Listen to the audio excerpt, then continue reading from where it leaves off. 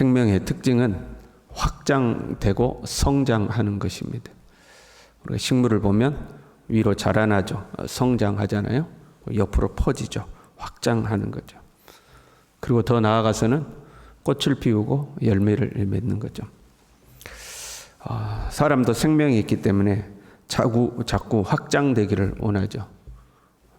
신체적으로 보더라도 키가 자라고 지혜가 자라나죠.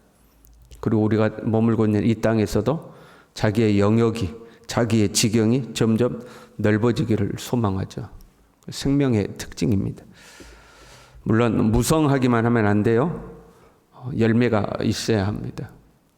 그리고 여기서 말하는 열매란 어떤 경제적인 본성이라든가 성공, 그걸 말하는 게 아니고 생명의 열매를 의미하는 겁니다. 하나님 앞에서는 생명의 열매가 있느냐 없느냐 그걸 확인하는 거죠. 오늘 본문의 말씀은 그 예수님의 복음이 확장되어 가는 것을 보여주고 있습니다. 복음에는 생명이 있기 때문에 확장되어 가는 거죠. 우리가 마가복음 처음 부분을 다시 해상해 봐요. 예수님께서 요단강에서 세례를 받으시고 성령이 예수님 위에 임하심으로 영적인 임직식을 한 거죠. 거기에서. 그리고 광야에서 시험을 통과하시고 가버나움 해당에서 권위 있는 새 교훈을 선언하심으로 새 시대를 선포를 하십니다. 해당에서 나와서 베드로의 집으로, 베드로의 온 동네로, 그리고 온 갈릴리로 점점점 예수님의 사역이 확대되었죠. 그리고 그 예수님이 새 시대의 주인이심을 부정한 것을 정하게 하시고 귀신을 내쫓으시고 죄를 사하시고 죄인된 자들을 제자로 삼으심으로써 예수님이 새 시대의 주인이심을 선언하시는 거죠. 그리고 안식일 논쟁에서는 안식일의 주인이 예수님이시다. 예수 그리스도가 주인이시다 하는 것을 계속해서 이제 선언해 가시는 겁니다. 그리고 이제 본문에 도달했어요. 8절에요. 온 유대와 예루살렘과 이두메와 요단강 건너편과 또 두로와 시돈 근처에서 많은 무리가 그가 하신 큰 일을 듣고 나오는지라. 그러니까 그 예수님의 복음이 이제는 예루살렘과 유대와 더 확대되어서 이방 땅에까지 확대되어 있는 것을 이제 보여주고 있는 장면입니다. 예수님의 복음이 이제 유대 땅을 넘어서는 거예요. 사역의 모습은 똑같죠. 병든 사람을 고치시고 귀신을 내쫓으시고, 그러면 귀신들이 당신은 하나님의 아들이십니다 그러면 잠잠해라 경고하시고, 사역의 모습은 앞에 있는 것과 똑같은 모습이죠. 그때에 예수님께서 그렇게 사역이 확대되어 가는 그때에 12 제자를 이제 세우시는 겁니다. 그동안 제자를 부르는 장면이 있었어요. 그때는 나를 따라오너라 하고 이제 부르신 거예요. 나를 따라오너라. 베드로와 야고보에게 나를 따라오너라. 세리에게도 나를 따라오너라. 레이에게도 나를 따라오너라 이렇게 말씀하신 거잖아요. 근데 이제는 정식으로 제자로 임명하신 거죠. 그 주님을 따르던 무리 중에 예수님께서 12를 따로 세워서 정식으로 제자로 임명하신 거예요. 복음이 확장되어 가는 것을 먼저 기록하시고 그 다음에 제자를 세우시고, 이것은 의미가 있는 거죠. 복음의 확장은 제자들에게 주어진 사명이다 하는 것을 보여주는 거예요. 복음의 확장은 제자들이 감당해야 될 임무인 거죠. 예수님이 승천하시기 전에 땅끝까지 이르러서 주님의 증인이 되라고 하셨죠. 복음은 지금 이 갈릴리 땅에서부터 시작해서 이방 땅까지 확장되어 가는데, 그 복음이 어디까지 확장돼야 돼요? 땅끝까지 확장이 돼야 돼요. 그 복음의 확장의 사명은 누가 가지고 있어요? 제자들이 가지고 있는 거죠. 예수님은 그것을 준비하고 계시는 거예요. 제자들을 통해서 복음의 훈련을 시키시고 그 복음이 땅끝까지 증거되기 위해서 지금 12명의 제자를 세우신 거죠. 예수님은 이 땅에 구속 사역을 위해서 오신 거예요. 예수님이 복음의 확장을 감당하신 게 아니에요. 예수님은 온 인류를 대신하여 십자가에서 죽으시는 구속 사역을 위해서 이 땅에 오신 거죠. 그리고 그 구속의 은혜를 전하는 것은 제자들의 몫인 거예요.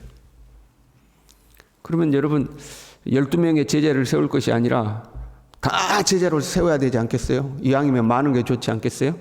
땅끝까지 복음 증거하는 그 사역을 감당하려면, 복음을 확장을 막 확 시키려면, 지금 예수님을 따르는 무리가 많으니까 다 너도 제자 하고 다 임명해 주면 좋지 않겠어요? 근데 예수님이 12명의 제자를 삼으신 거죠. 왜 12명을 삼았을까요? 이스라엘에게는 이 12라는 숫자가 갖는 상징성이 있죠. 이스라엘은. 만약에 10이라는 숫자가 상징성을 가졌다면 10명을 뽑았을 거예요. 근데 12라는 숫자가 이스라엘 백성들에게 있어서는 아주 상징적인 숫자잖아요. 12지파. 그 12는 이스라엘의 12지파를 의미하는 거죠. 12는 이스라엘 전체를 의미하는 거예요.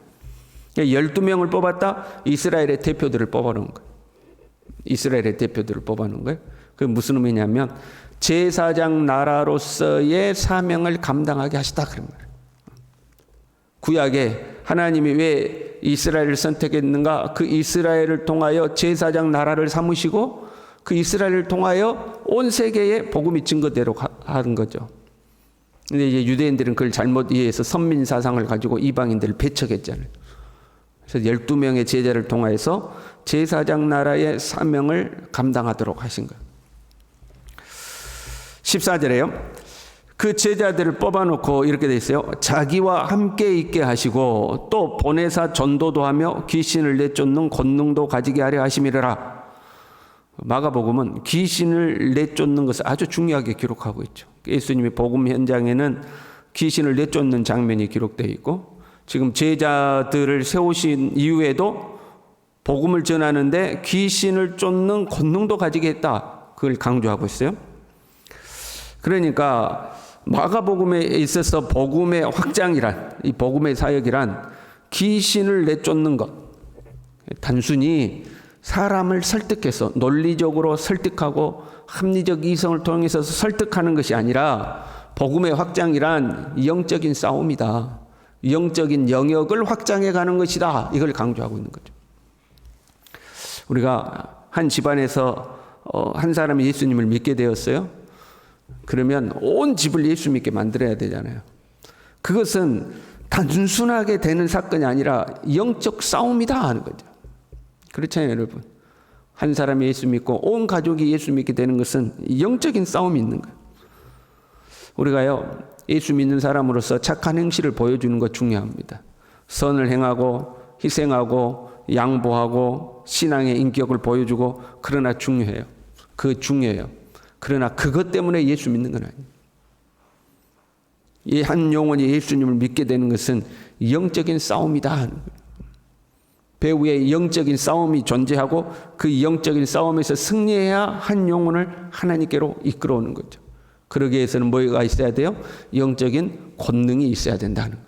영적인 권능을.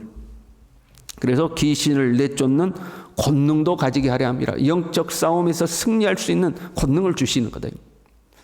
이 영적인 권능은 어디에서 오는가? 우리가 말씀을 주목해야 돼요. 먼저 자기와 함께 있게 하시고, 14절이죠. 이에 12를 세우셨으니 이는 자기와 함께 있게 하시고, 이게 먼저예요. 예수님과 함께 있게 하시고 또 보내사 전도도 하며 귀신도 내쫓는다 이렇게. 전도하고 귀신을 내쫓기 전에 뭐가 있어야 돼요? 예수님과 함께 있는 시간이 필요한 거죠. 그 영적인 힘이 예수님에게서 오기 때문에 그러는 거예요. 나의 어떤 수련을 통해서 생기는 것이 아니라 예수님과 함께 있으므로 그 예수님으로부터 영적인 권능이 오는 거죠. 그래서 예수님과 함께 있는 것이 중요한 거죠. 주님과 함께하는 시간이 있고 난 후에 현장에 사역이 존재해야 돼. 주님과 함께 하지는 않고 사역만 하면 그는 복음의 확장이 아니라 그냥 일이 되는 경우가 많이 있습니다. 주님과 함께하는 시간이 없는 거죠. 저는 이제 목사니까 간혹 우리 목회자들끼리 모이고 또 목회자들에 대한 이야기를 하고 후배 목회자들에 대한 이야기를 하다 보면 염려되는 것들이 많이 있죠. 후배 목회자들 또는 목회 지망생들을 보면 기도 생활을 안 해요. 기도 생활을 안 해요. 심지어 어떤 교회에서는 부목사를 뽑는데 부목사를 뽑기 위해서 면접을 하잖아요. 그때 그 부목사를 하겠다고 지망하는 사람이 저는 새벽 예배를 못합니다 하고 조건을 걸었어요. 자기를 부목사로 쓰려면 자기는 새벽 예배 안 나오니까 그걸 감안하고 쓰라는 거죠. 이 시대가 그렇게 되었어요. 기도 생활을 안 해요. 성경을 묵상하기보다는 책을 많이 읽어요. 책도 읽긴 읽어야 되겠죠. 그러나 성경을 훨씬 더 많이 읽고 묵상해야 하고 연구해야 되지 않겠어요? 근데 책을 많이 읽는 것이 자랑이 되는 거예요. 나는 이 책도 읽었다, 이 책도 읽었다, 이 책도 읽었다, 이 책도 읽었다. 책을 많이 읽는 게 자랑하죠. 이게 좀 확대되면 공부를 많이 하는 것이 이력이 되는 거죠. 나는 어디에서 공부했고, 어디에서 공부했고, 어디에서 공부했고. 물론 공부도 필요하죠. 교회도 문제는 있어요. 교회에서 목회자를 청빙하게 되면 공부 많이 한 이력을 가진 사람을 선택하잖아요. 그가 주님과 어떤 인격적 관계를 맺고 살아가는가, 이거는 뭐 검증도 어려울 뿐더러 검증하려고 하지도 않고, 어디에서 공부했고 어디에서 공부했고. 그러니까 저희도 신학생 때 공부를 더 많이 해야 된다는 유혹이 엄청 많은 거예요. 그러니까 내가 부족하다, 더 공부해야겠다 이런 게 아니고, 어디 교회로 가려면 이력서에 한 줄을 더 적으려면 더 진학해가지고 학위를 따고, 더 나아가서 유학을 가서 뭐 학위를 따와야 되고, 그 이력서에 쓸 게 필요한 거죠. 왜? 교회가 그걸 보니까. 참 문제죠. 악순환인 것 같아요. 악순환. 제가 만약에 우리 교회에 이제 은퇴를 했다거나 아니면 이제 사임을 했다, 그럼 여러분 후임을 뽑아야 되지 않겠어요? 그럼 여러분들도 자칫 잘못하면 우리 교회도 똑같이 하는 거죠. 어디서 공부를 많이 했고 책을 많이 봤고 이런 걸 보는 거죠. 그런 것들도 필요하겠지만 뭐가 더 필요한가요? 주님과 함께 있고, 이게 더 필요한 거죠. 얼마나 많은 업적을 이루었느냐, 그건 하나님 앞에 가봐야 아는 거죠. 모래 위에 지은 집처럼 다 무너져 먼지가 돼버릴 수도 있어요.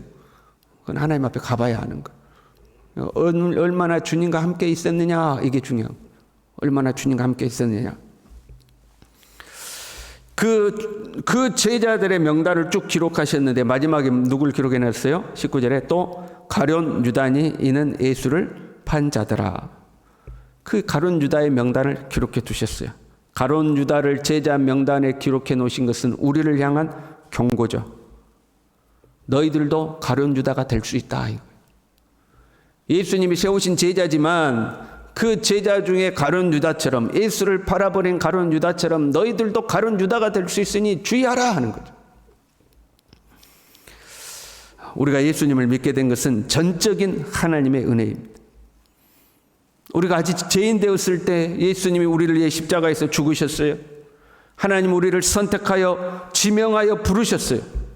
13절에 예수님이 자기가 원하는 자들을 불러서 제자로 세우셨다고 그랬어요. 그러니까 우리가 부름받은 것은 하나님이 원해서 우리를 부르신 거예요.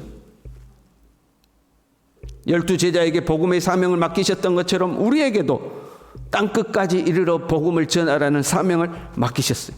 복음의 확장을 우리에게 맡기신 거죠. 그런데 하나님의 부르심의 이유를 우리가 잊어버리면 우리도 가룟 유다처럼 될 수 있다는 거죠. 복음을 위해 살지 않고 하나님 나라의 확장을 위하여 살지 않고 가룟 유다처럼 살 수 있게 되는 거죠. 여러분 우리가 얼마나 많이 봅니까? 예수님의 이름을 팔아서 자기의 명예를 취하고, 예수님의 이름을 팔아서 경제적 이익을 취하고, 예수님의 이름을 팔아서 자기 욕망을 채우는 사람들 종종 보잖아요. 예수님을 따른다고 하지만 실상은 자기 생각대로 사는 사람들, 자기가 철저히 중심인 사람들. 주님의 몸된 교회가 어떻게 되든지 간에 자기 자존심만 세우면 되고, 자기 명예만 세우면 되고, 심하게 보면 교회가 분란과 다툼이 생긴다 할지라도 자기의 주장을 관철해야만 되고, 철저히 자기, 하나님의 교회 안에서 예수님을 믿고 예수님을 따른다고 하면서 겉으로 드러내기에는 예수님의 영광을 위하여라고 주장하면서 실상은 자기 욕망을 채우는 사람들이죠. 복음 전파에 힘을 쏟기보다 하나님의 교회의 재정과 재능과 어떤 여력들을 엉뚱한 곳에 낭비하는 그러한 사람들. 다 주님을 위하여 산다고 하면서 실상은 가룟 유다가 되는 거죠. 예수님이 우리를 선택하여 부르신 줄로 믿습니다. 우리를 주님의 제자 삼으신 줄로 믿습니다. 더 나아가서 우리를 제사장 나라 삼으셨죠. 택하신 족속이요, 왕 같은 제사장이요, 그의 소유된 백성이요, 그의 나라가 되었잖아요. 우리가 제사장 나라가 되었어요. 우리를 통하여 복음을 확장하기를 원하시는 거죠. 저와 여러분이 가룟 유다가 되지 말고 주님의 참 제자여 제사장 나라가 될 수 있길 바랍니다. 그러기 위해서는 주님과 함께 있어야 돼. 주님과 함께 있는 시간이 있어야 돼. 내가 주님과 교제하는 시간이 있어야 돼. 저와 여러분이 그렇게 살아갈 수 있기를 바랍니다. 기도하겠습니다. 하나님 아버지, 천하디 천한 우리를 선택하시고 지목하시고 불러주셔서 예수 그리스도의 제자여 거룩한 나라 삼아주신 것을 참으로 감사를 드립니다. 주님이 우리를 제자를 삼으시고 제사장 나라를 삼으셔서 우리를 통하여 하나님 나라의 복음을 확장시키는 이 임무를 우리에게 주셨는데 하나님 이것을 까맣게 잊어버린 채 내 자신만을 위하여 사는 가룟 유다처럼 되지 않도록, 자기 생각이 중심이 되는 가룟 유다처럼 되지 않도록 주님 우리 모두를 붙들어 주시고 주님과 온전히 동행하고 온전히 더불어 살고 온전히 주님의 이끄심대로 순종하는 하나님의 사람들로 살아낼 수 있도록 우리 모두를 축복하여 주시옵소서. 예수님의 이름으로 기도 올리옵나이다. 아멘.